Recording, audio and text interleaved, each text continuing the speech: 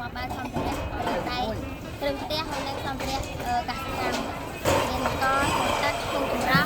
សម្បត្តិថៅនិងក្របដេញនៅភូមិចាស់ខ្ញុំមិនមានផ្ទះមានដីស្រែចម្ការទេខ្ញុំនៅជាមួយម្ដាយឪពុកខ្ញុំរំភើបចំអបានរត់ចែកដីចម្ការដីវាដីនេះសំខាន់ក្នុងជីវិតខ្ញុំអានឹកស្មានថាខ្ញុំបានដីកសិកម្មខ្ញុំពូនតាមចន្ទទីហើយនឹងដំឡូងដីនៅខាងខ្ញុំដាំបន្លែហើយនឹងគ្រឿងដើមហូបផ្សេងខ្ញុំបានឆ្នាំកន្លងមកនេះខ្ញុំលំបាកខ្លាំងព្រោះអីនៅស្រុកកំណើតខ្ញុំអត់មានការធ្វើទេតែខ្ញុំសម្រេចចិត្តទៅធ្វើការសំណង់នៅក្នុងភូមិទៅទាំងប្តីទាំងពួនទាំងកូនខ្ញុំជួយចេះទៅនៅផងហើយនឹងខ្ញុំធ្វើរោងនៅកន្លែងការឋានខ្ញុំធ្វើការធ្វើសំណង់ខ្ញុំបាន35,000បើប្តីខ្ញុំបាន45,000បានដីហើយខ្ញុំឈប់ទៅធ្វើនៅពេញខ្ញុំធ្វើចំការហើយនឹងដាំដលងដាំចន្ទទីនៅដែលរោងចែកធ្វើចការខ្លួនឯងស្បែកចិត្តជាងអីធ្វើសំណង់